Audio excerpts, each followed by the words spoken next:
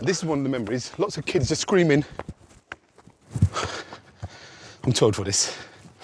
Lots of kids just screaming and just running around, and just parents coming out and asking everyone, it's time for dinner, can you go to the shops? Can you go to number 21, number 31, get this, pick this up for us? Kids playing, going home, having something to eat, coming out again. And the echo around here. But once we left the confinements, the safety of these two blocks, the world was a bit different.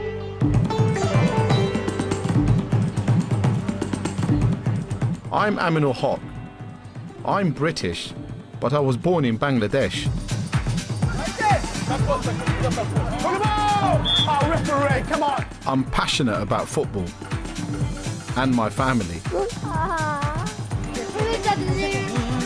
My dad, and thousands like him, came here from his homeland for jobs in factories.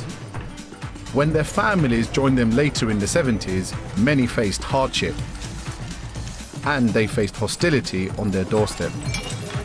You are not safe at all because gangs of racist people come out and they want to beat up anybody they find. Our enemy is the politicians who bring these people in the first place. I'm going to find out how young Bangladeshis fought back against the far right. Black and white, unite and fight! Made their voices heard. That was here, facing this way. Yeah, we're looking this way, look. And made their home here. Our culture, our curries, and our community and our unique part of British life. But Bangladesh is still in my blood. You want to climb up the tree? No. Go, have a go. Now I want to know if my kids will keep the ties to where Dad and I came from. And whether the next generation can hold on to their Bangladeshi roots. While being born British. This is my take on a very British history.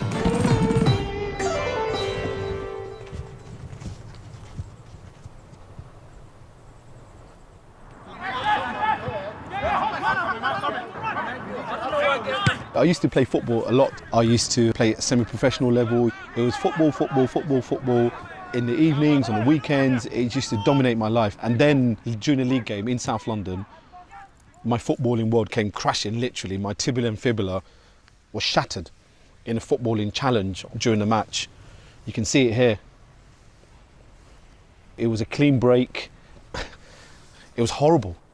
The reason why it changed my life is because for the very first time, I was face to face for hours on end with this very familiar but strange person who was sitting maybe 2 or 3 meters across the room on the sofa opposite in the living room, my dad.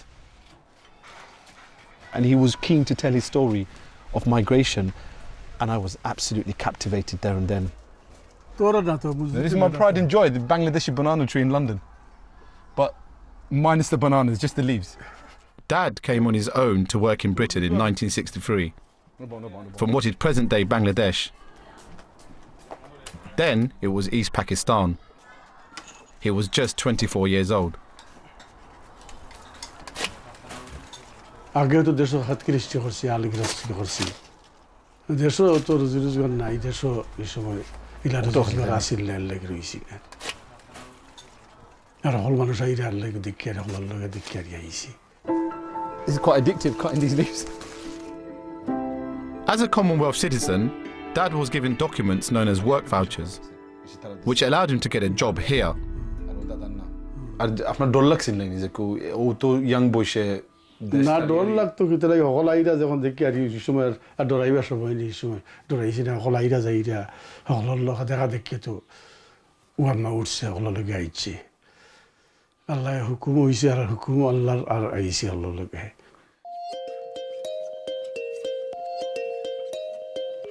Dad came from the northeast of present-day Bangladesh, from a region called Sylhet. For centuries, the province was under British control, and young Sylheti men carved out a role as seafarers on British merchant ships. Known as Lascars, they found themselves working on the trade routes from India to Britain. Coming ashore after being rescued from their ship, which struck a mine and sank in the North Sea, the 68 survivors, most of them Lascars, arrive at a port on the east coast. And during 2 world wars, Siletis were among the thousands of South Asian Lascars who died keeping Britain's vital supply lines going. Come with us to watch some of these merchant seamen signing off after their voyage. After leaving their ships, small numbers of Sylheti seafarers began to settle in the UK. Britain was rebuilding after the Second World War. And as new citizens of the British Commonwealth, they were entitled to work here. The communities, mostly men, began to grow. London's East End, near its docks, became the main hub.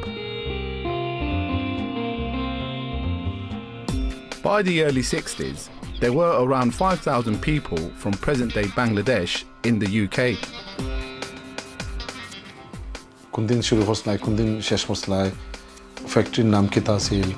Like most, Dad had come to Britain on his own. His first job here in the 60s was working in a cotton mill in Yorkshire, but he soon moved south. Spitalfields in East London was the home of the capital's garment industry, and Dad ended up working in the rag trade like many Bengali men. How do I get this job? Well, when I came here, I asked for a countryman because I can't go out and look for a job on my own, lack of speaking, say. So I asked him to help me. So he introduced me with his governor where he worked, and I'm doing that job. Actually, I don't like it, but circumstances compel me to do the job. And working 8 to 8, including Saturday. Khambal laksilni. Khambal laksilni. Kham khane balo auto lamba gunta inte to udri afna. Hisobo lamba gunta aro faile to gunta lagi tar sintat kesna khali hisobo to khali foshar sintat korsi. تحلي فوشة زمايتا يكونوا خروسوس بيش خرطينا. خروسو تو خواد دوار ريدبيد دوار تو دشو دوار. متوشش. In the early years here, many men saw their time working in Britain as a temporary arrangement. Dad sometimes went home to Bangladesh to see Mum and his kids, including my older brother, sister, and me. And then he found new jobs when he returned back here. I'm a university academic now. My wife and I have 3 lovely daughters, and we live in Walthamstow in East London. We're preparing to take them to Bangladesh in a few weeks. I'm determined my kids keep the ties to where our family came from. It's important that they know about their roots and ancestry and heritage, where their father was born, where their mother was born, where their grandparents came from. There we go. Myself and my wife were very intent on keeping the Bangladeshi-ness within our very British Western girls. It's a challenge, it's not going to be easy, but we're determined. That's your present. Dad will be coming with us too. He's looking forward to showing his grandchildren our homeland. But before we go, I want to get a sense of what life was like for Dad and his generation when they first came to Britain. We can't ever forget the struggles, the hardships and the sacrifices made. They left everything behind in Bangladesh. They were brave. They came to this new country as kids. They worked long hours, they saved every penny just so they can send money back home to Bangladesh and support their families in the eventual hope that they're going to go back. Although only 30 miles from Marble Arch, Luton is socially isolated from the influences of the metropolis. Luton in the 60s and 70s was thriving as an industrial hub. A combination of cheap land and electricity attracted the heavier industries at the turn of the century and overnight changed the character of the tiny hat town. Bangladeshis were attracted by well-paid manual jobs in factories. Workers flooded in from all parts of the United Kingdom. This is where it all began? Yeah, this is my father's shop. I've come to see Ansar Ullah, who grew up in Luton. It was a grocery shop serving the local Bengali and the Afro-Caribbean community. It's still a business. Ansar's dad opened his business in what was to become the heart of a new Bengali community in the 1960s. When my dad first came to Luton, there were hardly any Bengalis. Does he recall his time in the 60s in Luton with fondness? He talks about people being very helpful, but I think he was mostly occupied with his business. So he would wake up early in the morning and he would be in the shop, and then perhaps he would go home and cook with other men, and they'd share the food and then watch a bit of TV and then sleep. You had Bengali men, single men, in Luton because of employment. 15 to 20 people living in each house, and sometimes 4 to 8 people in a room, and they would share the beds in shift. Wherever they lived, the men looked out for each other, cooking and socializing together.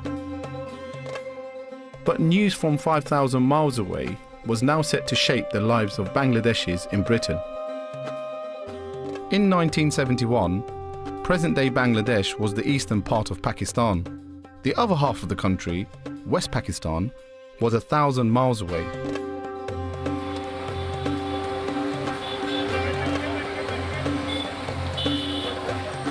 They had the Islamic faith in common, but not much else. The East had its own Bengali language and culture, and wanted a say in its own affairs. When negotiations reached deadlock, the military junta that ran the whole country from the West imposed martial law. Ansar Ullah was 9 years old and still in East Pakistan at the time. As a young child, how were you feeling when you saw all of this around you? I was shit scared. Maybe you can cut this out. But it was really, really frightening. Not just as a child, but I think for all of us. Because, you know, you never knew what could happen to you because you were living under occupation. You could be arrested, you could be stopped, you could be picked up, and worst of all, you could just disappear or you could be just killed. Ansar's father was in Britain running his shop. Like thousands of British Bengalis, he tried to provide practical help for his family back at home. They had formed a number of action groups. So my father was part of the Luton Action Committee. He worked mainly to highlight what was going on and to collect and raise funds. There were huge rallies in Trafalgar Square.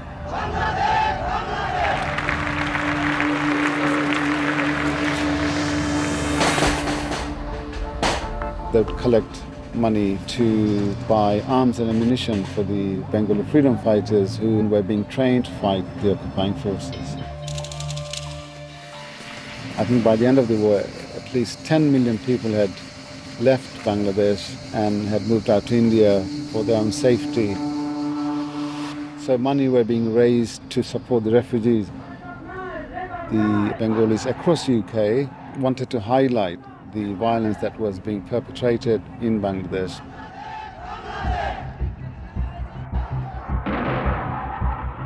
They're so close, they're flying so low, and they're meeting absolutely no opposition at all. After 9 months of conflict, the military of neighbouring India intervened, and the Pakistani forces surrendered. The new country of Bangladesh was liberated, but thousands had lost their lives.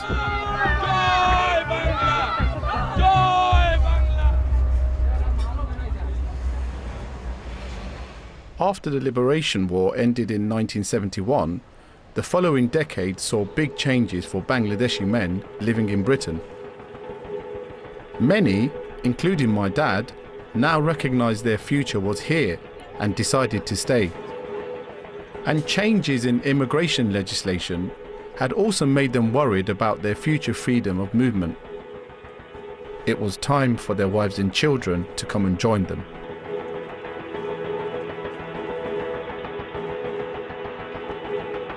This is something that I came across recently, and to be honest, it's the first time I've seen it, and this is the passport. My mum's first ever passport, and it reads, "This entry certificate issued in respect of holder Ayatun Nessa, plus 3 children, my sister and my older brother, and here I am, here's my name, Aminul Haq," and it's dated the 30th of May 1980.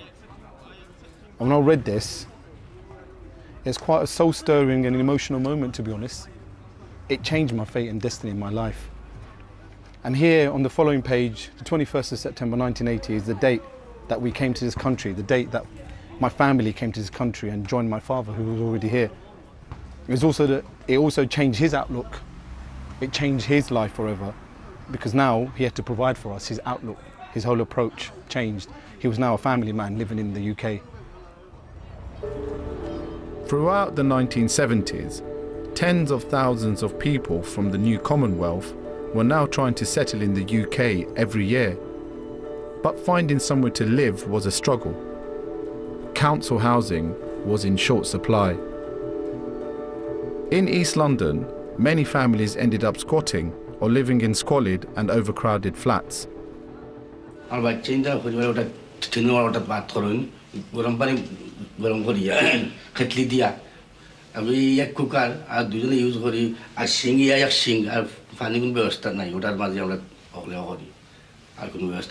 Toilet নিছে আর 7-8 জনের toilet use করে hospital গেলাম তারা আমার injection দিল medicine দিল তো এরপরে আমার বাচ্চা একদিন কিছু না খেলিতাছিল আমি আসলাম হৌরুমো পাকিস্তানে একটা উন্দুরাইয়া হামাইলো বাইতে হামাইয়া আমার বাচ্চারে খামা মারিয়া গেছে কি তারপরে আইয়া দুই বাচ্চা আমার বেকশো লাগান In the 1970s, Brick Lane was the hub for Bengalis in East London. But it was surrounded by white residents who needed housing too. Who got local authority flats was a source of tension. But as late arrivals, Bengalis were bottom of the waiting list. As a young man, Rajanuddin Jalal found himself without anywhere to live.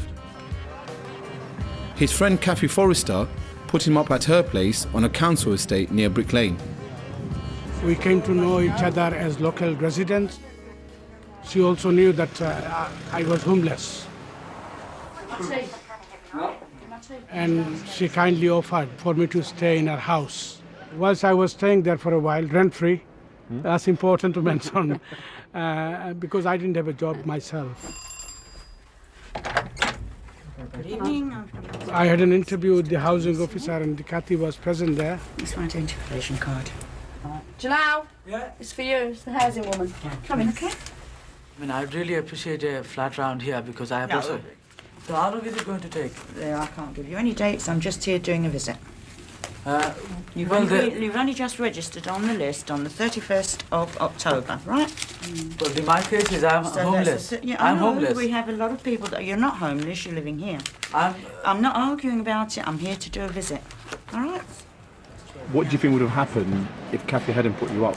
I would have been on the street without any accommodation, and it wasn't only me. So she kindly put us up, and from there we eventually managed to get rehoused. And I enjoyed having you there. Thank you.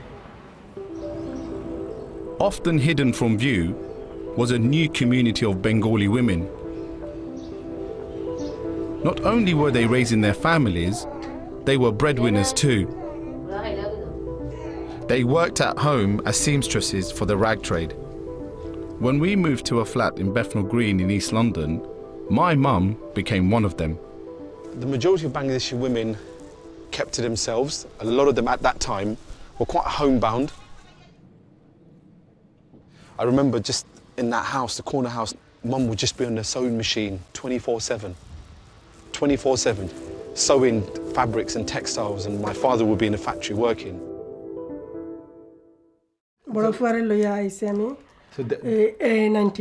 I've come to share my own memories with Asma Begum and Halima Khatun in East London. I believe it was Eid day because... and that's their Eid clothes? Yeah, that was the Eid because they were like... Asma's mum, Anwara, worked as a seamstress from the 1970s onwards. She's always sitting on that chair near the sewing machine. Near the sewing machine. Which are my memories of my mum. Her machine is still a treasured possession in the family home. If I open this bit, it's quite heavy. There's oil in here. So yeah, I can see it. Yeah, I remember. Yeah. Yeah, it just I remember the smell of it, and it's like it's really pungent. It's really strong. Yeah. When my parents first arrived in the UK, my dad was a machinist, and my mum used to sew from home as a seamstress, helping towards a family income. For me, it's memories. My mum working at the night. I've seen my dad sewing it as well, so it's it's very sentimental to me, to my family, and my brothers and sisters. She was cooking, looking after us, and also sewing, and she was actually even teaching other people in the same floor as us. You know, pretty much everyone was sewing. You could hear the humming actually at night. We didn't have many problems with neighbours complaining because everyone was sewing till 3 a.m. in the morning. Yeah. The balcony of the... Halima, like mum, was one of the first generation of Bangladeshi women who were home machinists. She left Bangladesh in 1982. When she joined her husband in London, her first investment was a sewing machine.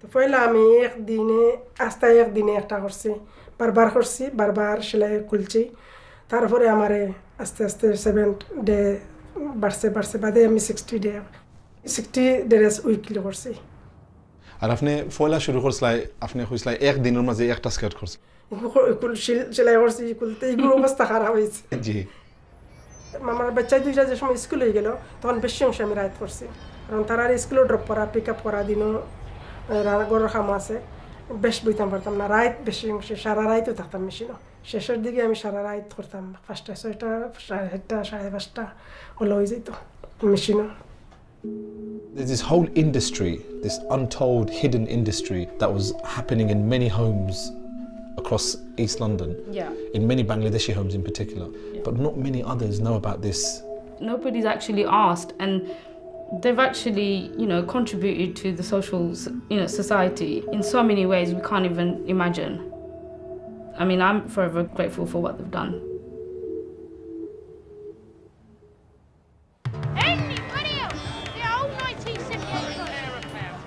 As Bangladeshi families continued to arrive in the 1970s, they were met with what seemed like a less tolerant society. Concerns about the numbers coming added to frustrations about unemployment and housing. Vote for the front. The far right now played on those fears. The National Front, or NF, was a political party that wanted repatriation of black and Asian people. So we don't attack the immigrants because we don't blame them. It's the governments. Our enemy is the politicians who bring these people in the first place. The NF's rallies and street marches targeted immigrant areas around London and the north of England. They were often joined by young hooligans who acted as foot soldiers. Confrontation with anti-racist campaigners sometimes led to violence.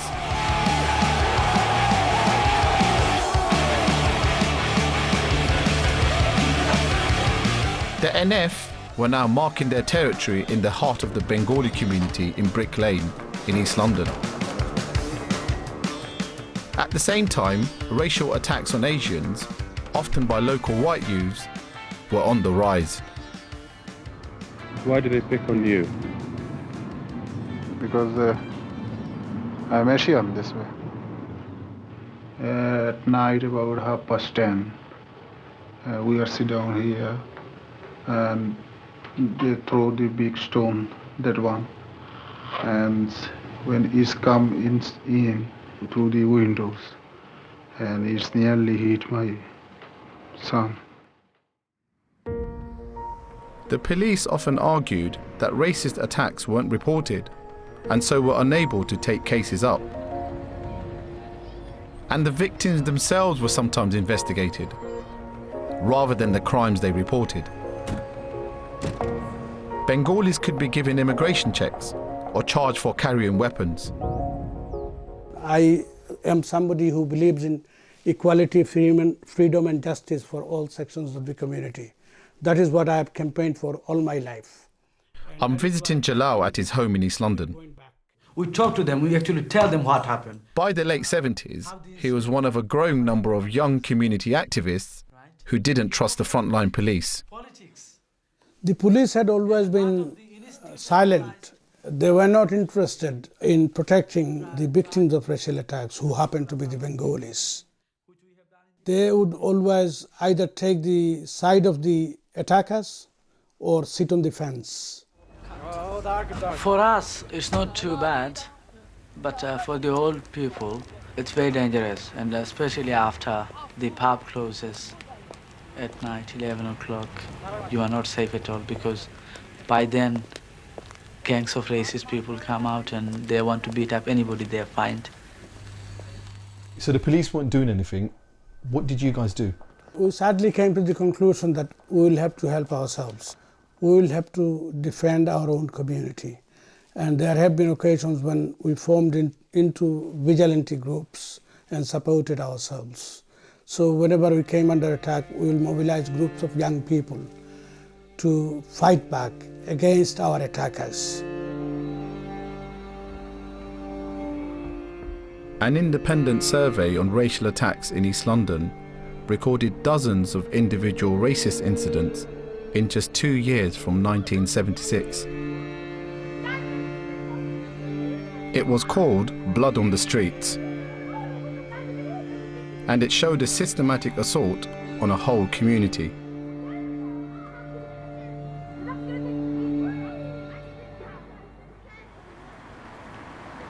But beyond racial tensions, the vast majority of Britain was starting to enjoy an important part of Bengali culture. It's cooking.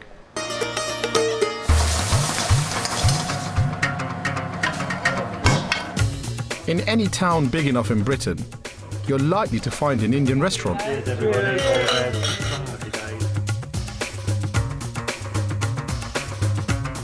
It's Mother India calling. Indian cooking has already lost its undeserved reputation of being the exclusive diet of ex-army officers from Pune and all points east.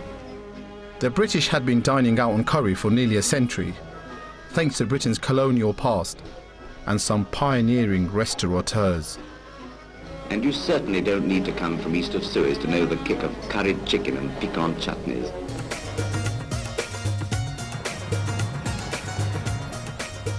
But the big growth in restaurants came after Bangladeshis arrived in Britain in numbers. Their cafes had been catering for their own communities for decades, serving basic curries and rice. From the 1960s onwards, enterprising Bangladeshis recognized that the British had developed a taste for eating out and a taste for curry.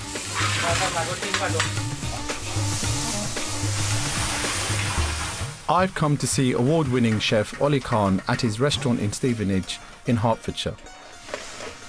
Put some spices. He's a passionate advocate for what he calls British curry. Basically, tikka's going to go to the tandoori oven. As restaurants were rolling out 50 years ago, it would often be Sylheti Bangladeshis behind the stove who taught themselves to cook. This is some masala sauce. The cuisine was at first adapted from what they might eat at home, but it has evolved. Britain has ruled Indian subcontinent for over 200 years. And curry was ever since so popular to the British people. So when our grandfather came to this country, they thought because they used to love the curry, so why don't we do the curry here? It's not actually Bangladeshi curry or Indian curry even. It's a British curry. Don't forget, nobody came as a chef. Everybody who learns everything from their mother's village, mother's kitchen, they actually enhanced it into their own way of cooking, because we're mainly all single guys to get together and say, right, let's cook something. And from there, some clever clogs would say, right, let's go and open a cafe and serve curry. The taste of India. The 1970s and 80s was the golden age of the curry house. Welcome to the Planet India, Stirling's newest Indian restaurant. They doubled in numbers over a decade. By 1990, there were nearly 7,000 across Britain. The growth in restaurants beyond the big towns relied heavily on single male staff, who were prepared to live away from home. Experience the taste of India. Take us back to those early moments when you were single men, you know, going away from the family home and living away. Take me back to that time. I remember my first job I was given was a place in Hastings. It was Curry Mecca, it was called. The restaurant I went to, it was only one waiter, and that was me. What was amazing, where I was staying, it was in the cellar, and there had 4 beds in there. So one bed was mine, and the 2 staff in the kitchen, and there was one empty. Dibble Ahmed started in the trade when he was a schoolboy in Luton. Now he found himself in full-time work in East Sussex. I'll admit it, even on camera, I was scared and I cried. I cried at home and said, I'm so scared, Mum, I'm not sure if I've done the right thing. Because you're homesick? Or homesick and scared and didn't know nothing. Some staff were recruited from Bangladesh. Others were already here. These photographs were taken at a restaurant in Birmingham in the 1970s. Young men living above the shop had few creature comforts. Dibble's experience was similar. My boss was a very decent man, but the living was terrible because there was no heating underneath. And I remember I used to complain to him, it was so cold. And then I only stayed there for about 3 months. Then I moved on to my next restaurant, which is in Wallington in Surrey. Ollie Khan's first success was in Linlithgow, 20 miles from Edinburgh. I think we were the only Asians in that town. So to get the staff, we need to get them from either from Manchester or from Birmingham. So those people, they used to live in the flat, and then we used to work. Earning good money, I'm assuming, at this Definitely, because the market was thriving that time, and then the profit margin was really high. So, if you work hard, by end of the week, you see some profits, so that gives you more like happiness. You know what? I can see you cook with a smile on your face as well. Yes, of and course. that passion you talk about is coming out. Yes, because when you cook, when you do something, you should be enjoying it, yeah? I've always wanted to do this, if I may, with your permission. You don't put them on chicken tikka masala. Yeah, never? No, you don't. In my household, the coriander goes in everything. No, on curry basically, but not on the masala. Why can't I put it in the masala? Because this is basically a mild to medium dish, Okay. Yeah, and in mild dish, coriander doesn't suit because this is quite strong. Okay. It kills the flavor. So. Yeah. Can I get you to say that to my wife, because she puts the coriander on everything? Yeah.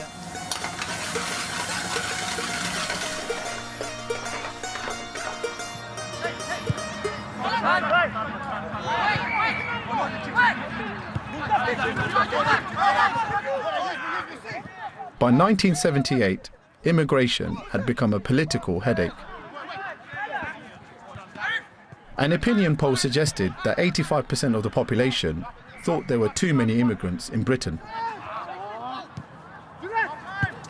It set the scene for a tragic event that spurred the Bangladeshi community into action.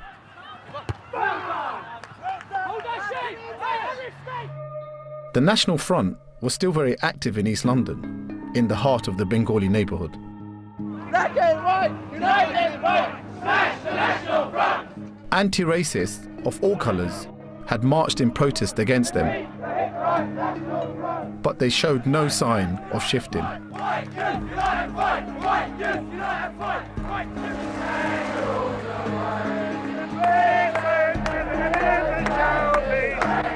And the wave of racial violence continued.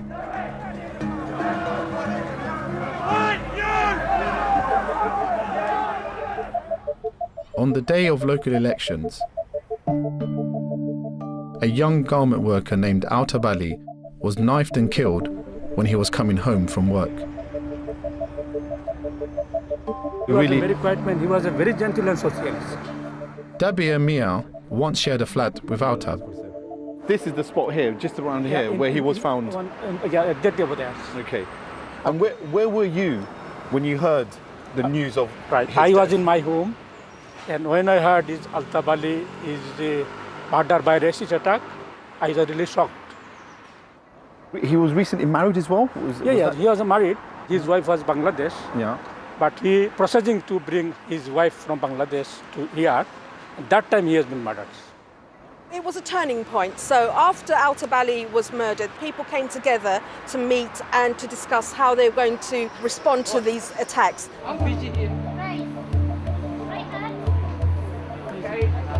People of previous generation would turn the other cheek and not try and engage in any kind of reaction. But then the younger people of Al-Tab's generation and younger, decided that wasn't going to be the case anymore.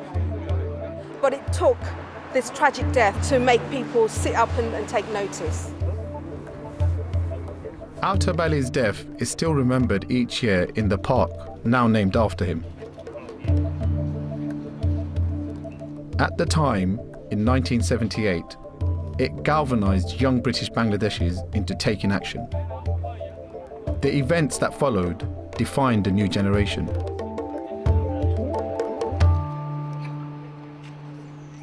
Rajanuddin Jalal was part of the front line. By then, you had a lot of young people who were actually attending school or working, and their future was here.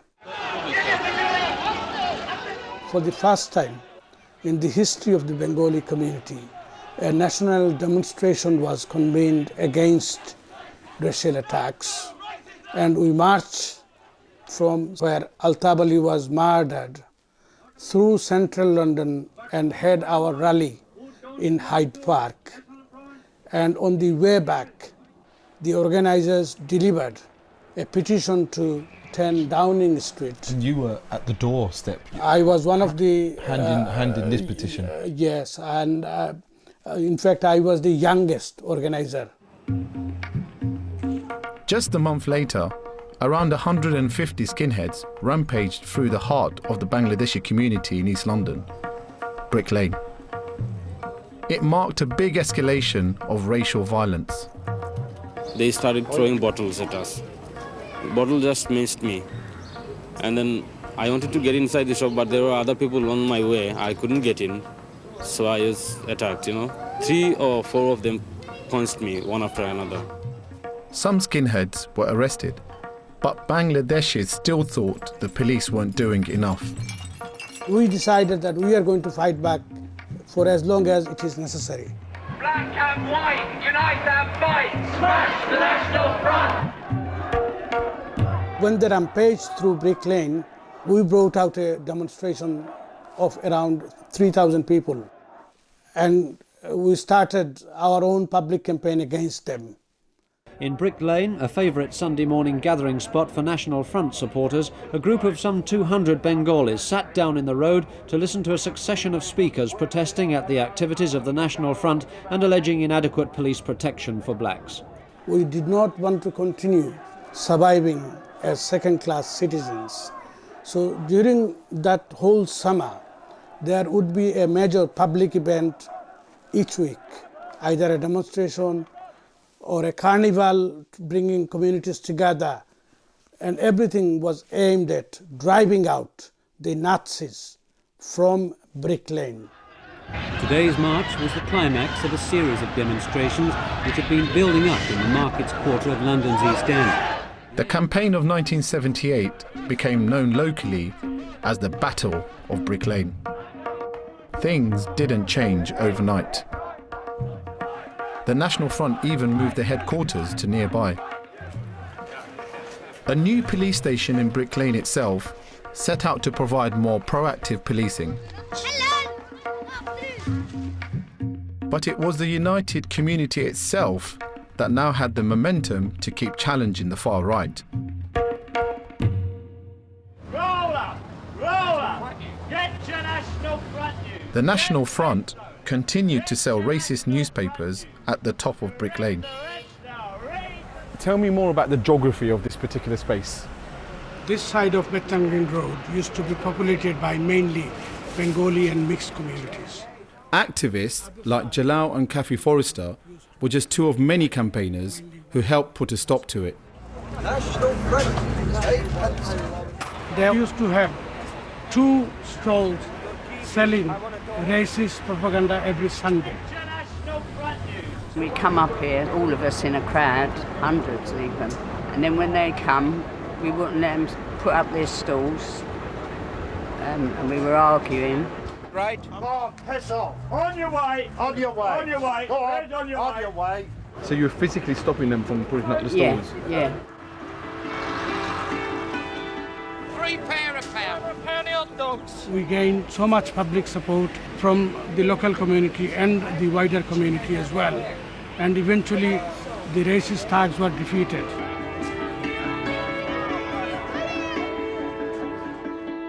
But racism in East London lingered beyond the 1970s. It wasn't this narrow. It wasn't this narrow. When we used to run off and those guys used to come and attack, I was able to like jump on top of that and then come over onto here and then try and disperse out. Yeah. Wow. I had superhuman powers. I could climb anything at the time. Fumble used to be played here. My cousin Shanu and I grew up as youngsters with almost daily harassment on our estate in Bethnal Green. We'd play here. Kids used to come from different directions to block us in with the hope that we'd be caught up in the cages. We used to cut holes into the fences here so that we could have escape routes. It would be like, cockroaches running away, trying to get away. But there were also some very nice people as well. We used to get beaten up on the way to school. So there came a period where it was every day that on the way to school we were getting hurt. And the school then arranged for this teacher to gather us in the mornings, and we used to walk together with the teacher because... As a chaperone, yeah. As a chaperone. These are absolute classic, monumental. Look at this. That's full of us. No way. With the funky shirts, the side partings. You know what? I had a habit of getting everyone matching stuff. Yeah, look. Our lives were being shaped by what we now called home. As we got older, far-right groups gradually lost their influence in East London. That was here, facing this way. Yeah, we're looking this way, look. Violent attacks became less frequent, and the attitudes of the authorities were slowly changing too.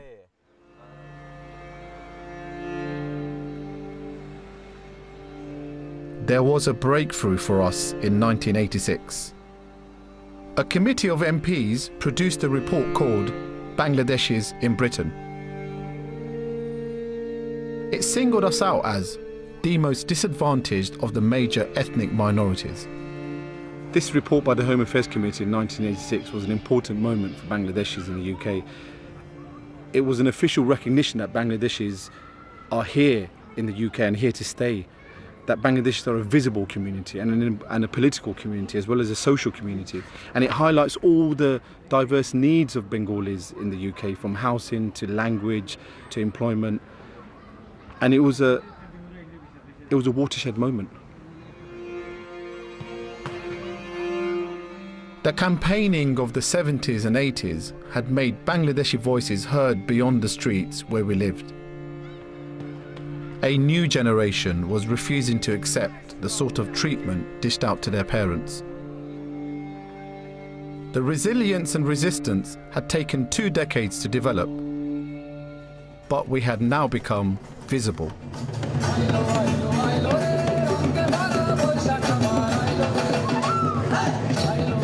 Bengali New Year is a time for everyone to celebrate our unique culture.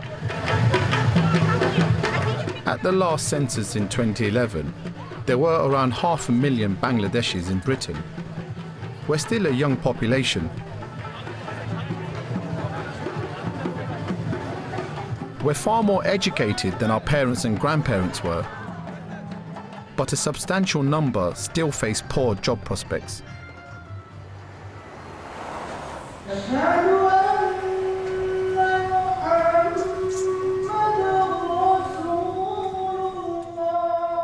We're Muslims too, mostly by birth and by habit.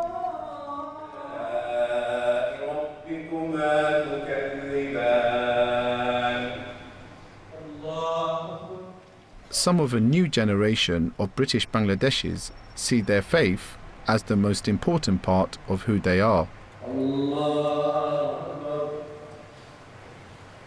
When do you think we changed from a Bengali to a Muslim community? Or have we always been a Muslim community? I think we've always been a Muslim community. The only thing is, I think we've expressed our culture more so in the early periods when our fathers and parents were around. You mean by culture like what? Bangladeshi culture. Being a bit more connected to our country, being a bit more in tune with what goes on out there in Bangladesh. The younger generation are more... You mean the generation that was born in this country? They're more connected with what's going on here, and I think they are more British Muslims than they are British Bangladeshi. Oh, there you go. Masala tea. I got this. This is me. You got this? One sugar, yeah. I'm liking this. There are new tensions. Our beliefs and the way we dress can be a cause for discrimination and suspicion. Grab your Pani Puri, 100% donation. But as British Bangladeshis, we're drawn a mix of Bengali, Islamic and Western values to define ourselves.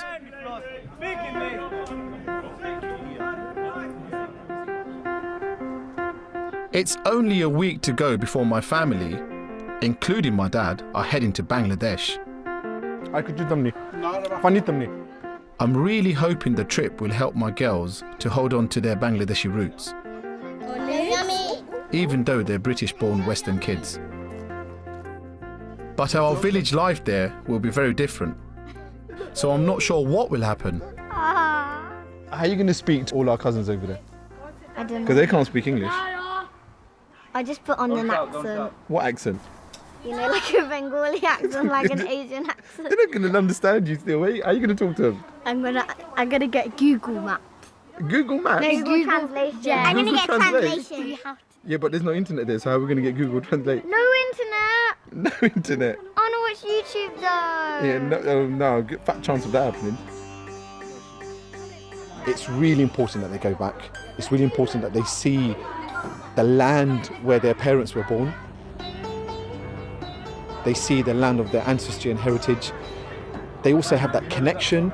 They meet their extended family. They see how privileged they are in the UK. Compare their lives compared to many other Bengalis of similar age in our village. A total worlds apart from London life.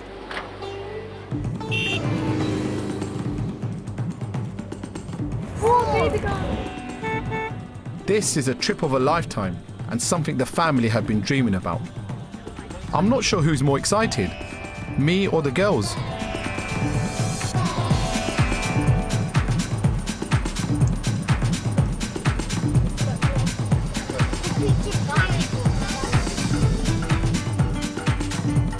We're heading for the village where I was born, Bagirghat, in Sylhet province in the northeast of Bangladesh.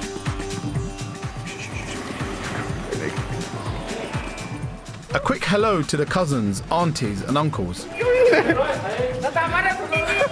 And we're finally here. Look, come in! Assalamu alaikum. This is our house.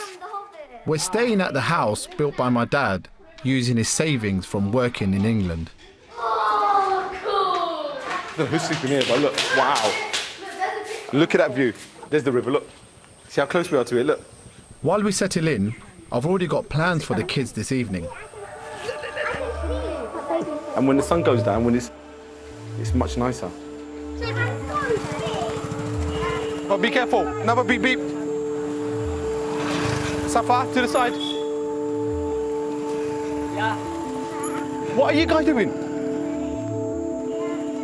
Just along the river is the local social hub, the night bazaar.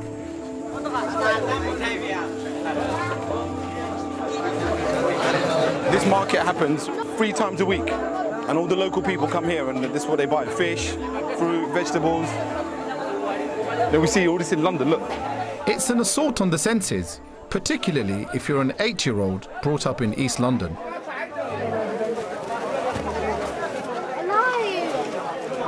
That's prawns going. Sniff it. Yeah, these ones are alive, look. What's that? Samosas, look. They're seeing lots of stuff here that they see at home in the UK when they see their grandparents cooking it back in London as well. They're seeing the betel nuts, the palm, the leaves, the smelly fish. Quite masnani. This is where it all comes from. This is where it's exported from. It's really useful that they're coming back to their roots and seeing where it all began. I don't like that they're all staring. It's making me feel nervous. But why do you think they're staring at you? Because they're really curious. Yeah, they're just curious. That's all it is. And there's life there. And they don't see this every single day. That's what you got to remember. Yeah, they don't see this every single day.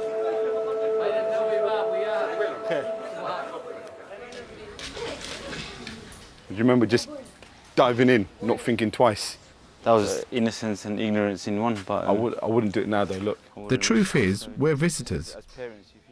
My brother and I are known as Londonese, Bangladeshis who live in London.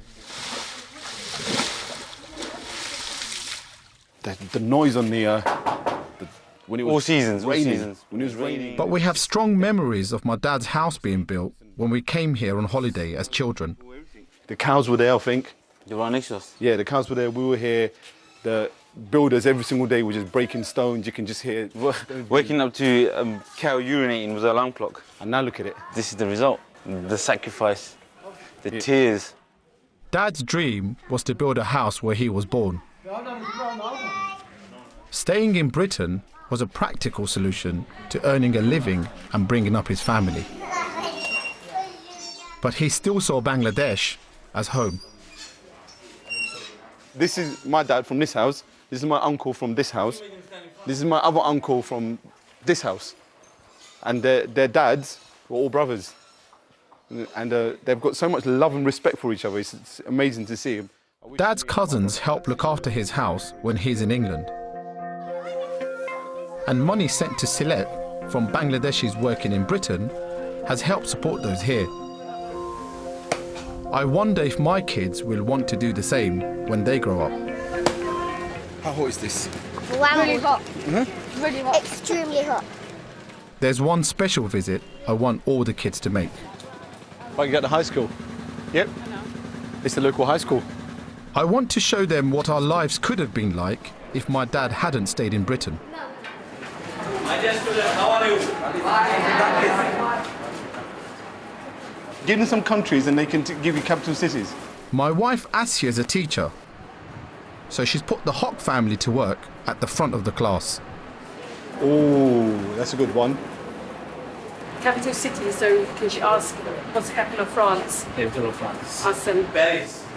Paris. Teach them some Bengali. You try, please. Eva, copy it, go number. In Bangla, try.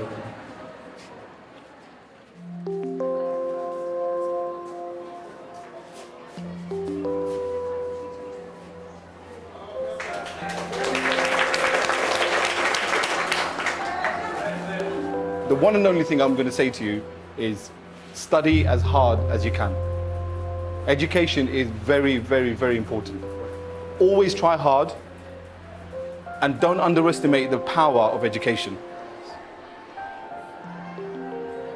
There's a special link between our family and this school. Ah, that's beautiful.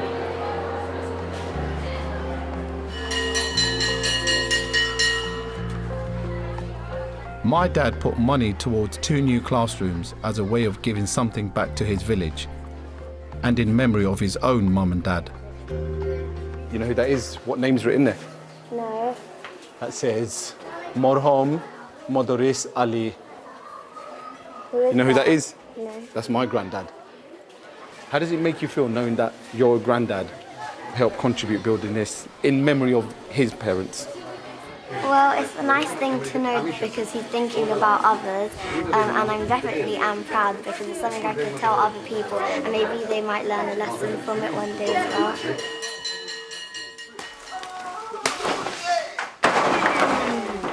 You gonna climb up the tree? No. You go. Have a go. No. Have a go. Look at the way you done it.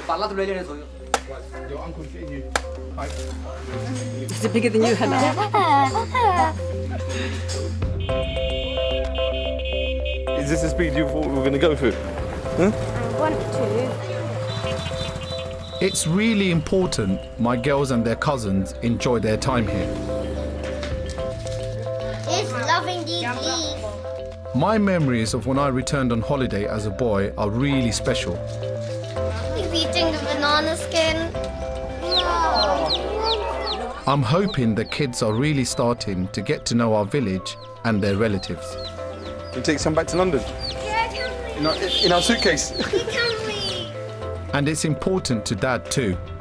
Every 2 years, 3 years after, everybody come, see your house and see everything. Okay? What did he say? He said come every 2 or 3 years to see the house. And are you going to do that?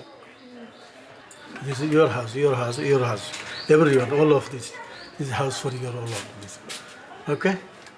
Come here. Good to him. He's not sweating, I am. They've told us a lot of stories and like passed down from generations, and how our granddad founded the place and built it. And they keep telling us of how our granddad went to London from here to get money and send it home here. I find it really fascinating because it was probably his dream for his grandchildren, his own children, to come back and visit. It's really nice that what he wished for came true, because I'm really enjoying it here, and without him finding the place, we wouldn't be here right now experiencing this. More forward. This is here, oh, that's it. Our branch of the Hock family now spans nearly 6 decades in Britain. Go in the front. When my dad went there in the 60s, he didn't know that he'd be staying. Yeah, a bit of fun.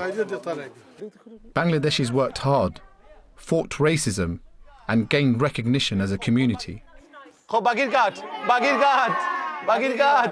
But they had left their homeland behind.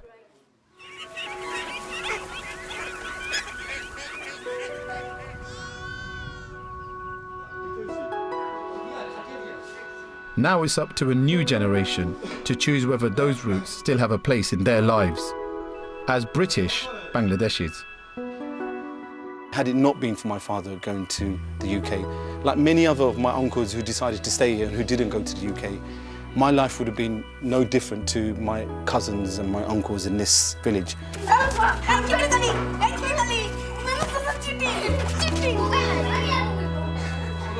You ask my children where home is and they'll tell you it's East London.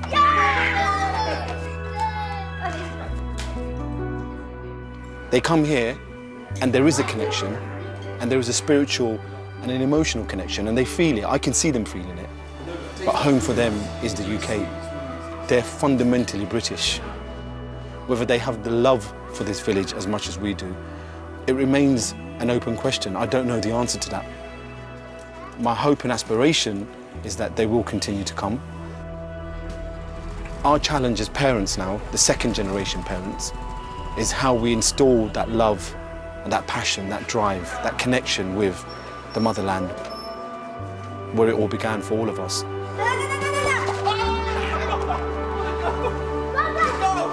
Celebrate Karate.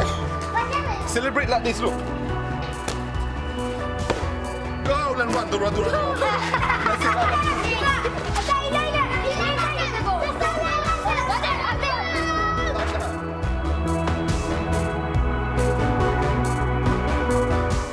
Coming up, the dirty worker government in an age of intrigue and espionage. Elizabeth I's secret agents next. Then the making of Spain from Roman colony to the Cordoba Caliphate with Simon Sebag Montefiore at 11.